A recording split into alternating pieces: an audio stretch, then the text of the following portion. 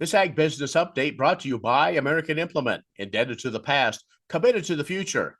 In a moment, Washburn's Dr. Roger McEowen. Would you like to see something done about high gas prices and low unemployment? Western Place Energy in Campus, Kansas is doing something about it. They're a proud part of Growth Energy, America's ethanol supporters, and they employ 38 people and will be adding more following the expansion. Ethanol fuel not only reduces the cost of regular gasoline, it's good for the environment and keeps money right here in the United States while supporting local rural jobs. Western Plains Energy, doing something for the future. When you've had a best friend for over 50 years, you develop a trust. And the Scott Co-op has been a trusted rural friend since 1957. A co-op keeps money in the area, doing business for and with their members. And that helps keep their hometown thriving with keeping money in the community. Scott Co-op is not just an elevator. It's the rural way of doing business. So, when you see an elevator, remember your friends at Scott Co-op. Time now for our monthly conversation with Dr. Roger McEowen from the Washurn School of Law. He is an ag and tax law specialist. Dr. McEowen, thanks for joining us once again. Yeah, good to be with you. My pleasure. All right, so let's get to it. Boy, lots to talk about this month. And one of those is that I-9 that many of us find it very challenging to work. But I guess there's been some revisions that agriculture folks need to be aware of. Yeah, Form I-9, which everybody has to complete when they're hiring someone, even agriculture. There's no exception for farming operations here. Everybody's treated the same. The government has modified that form, and the new form becomes mandatory starting in November 1st, and people need to be aware of that.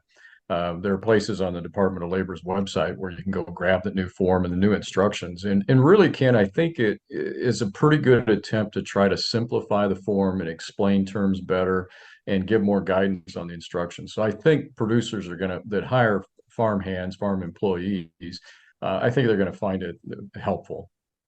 Okay, so maybe it's not going to be as ominous, but really, Are you telling us that the IRS really is trying to actually help people?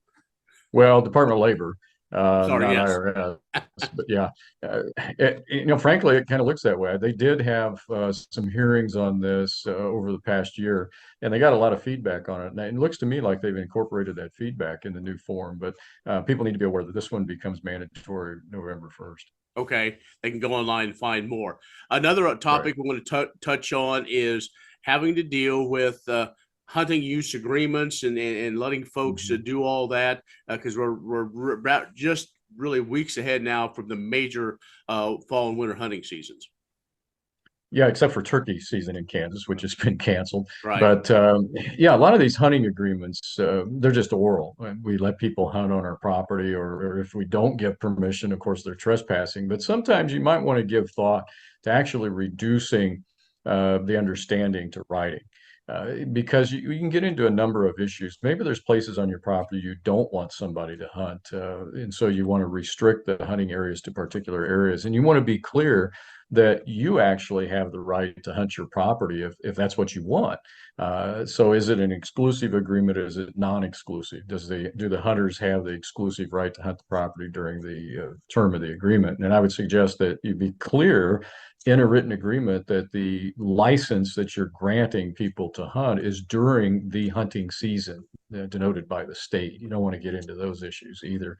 And then, of course, having disclaimer language in there in terms of liability, and always check with your insurance agent to make sure that you do have coverage, because a lot of comprehensive farm and ranch liability policies won't cover a non-business pursuit of the insured. So if you're charging a fee, for example, for people to come on your ground and hunt, your comprehensive liability policy is not going to cover that. You're going to need a rider.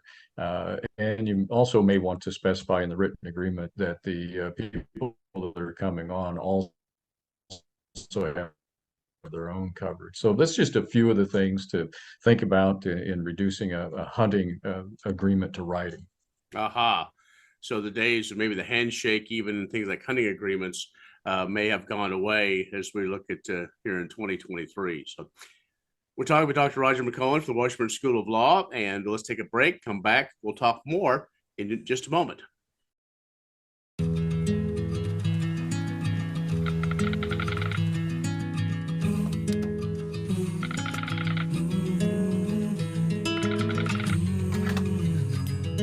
cost of everything has gone up dramatically over the last 75 years.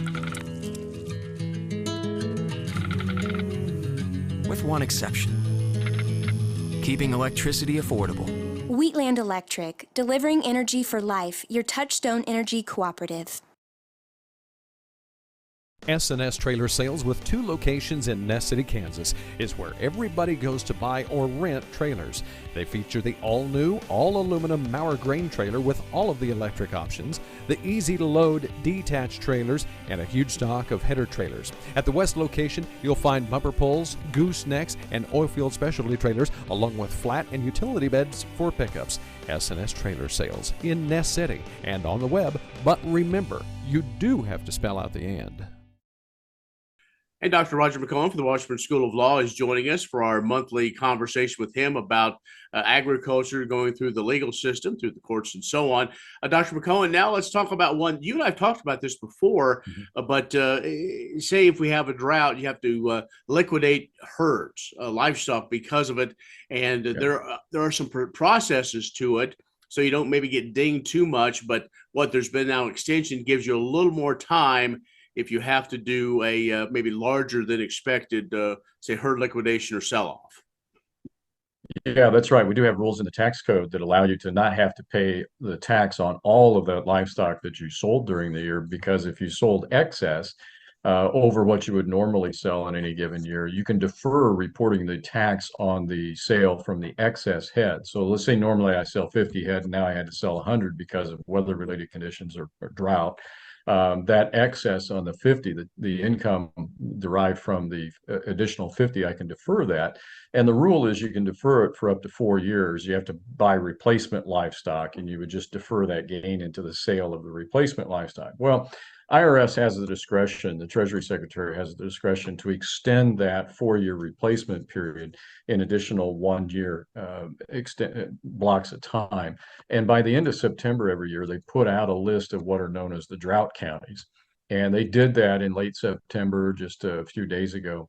And there are a whole host of Kansas counties that are in there that qualify producers in those counties for this 1-year extension. So if they thought their time frame for replacement was going to expire at the end of 23, they now have until the end of 24 to replace those animals.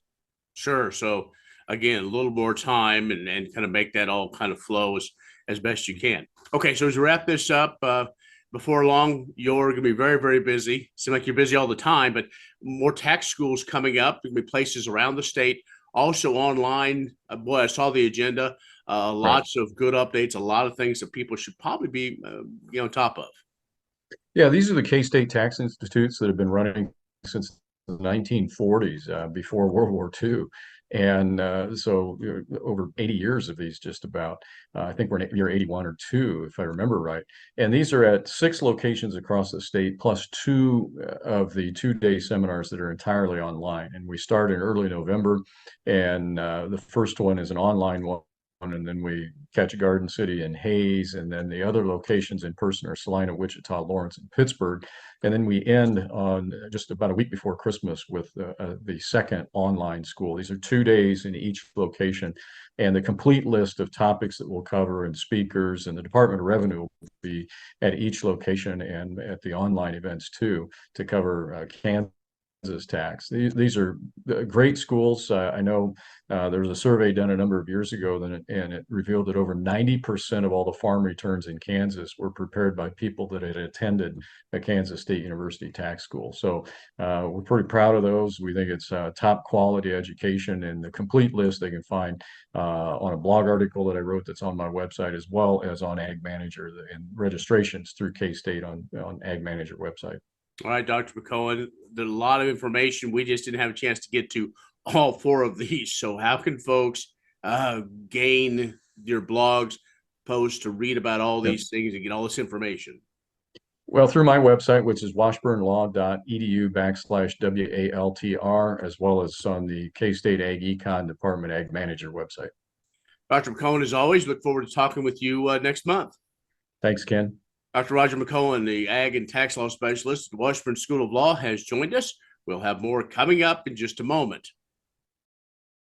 Wolfter Construction and Irrigation has been around a long time, and a lot of folks have trusted them to design, build, and service all sizes of commercial and on-farm storage for grain and equipment. Wolfter is also known for their outstanding irrigation division, where they stock a complete selection of nozzles, regulators, drops, gear drives, electrical, and structure components. Looking for an electric motor? Wolfter has a large selection in single and three-phase. Next time, reach out to the pros who have decades of experience at taking care of business the right way. Wolfter Construction and Irrigation. KBUF Radio has agriculture information for you, 6 to 11 every weekday morning, starting off with Agriculture Today. Then it's the KBUF Morning Show as we talk with newsmakers, give you updates on markets, talk a lot about the markets, also agriculture information, and a little entertainment too along the way, like American Countryside from Andrew McCrae. You can follow along online, westernkansasnews.com or other social media channels. You can also listen to any Western Kansas broadcast station online, westernkansasnews.com. I'm Ken Rogers. Thanks for watching.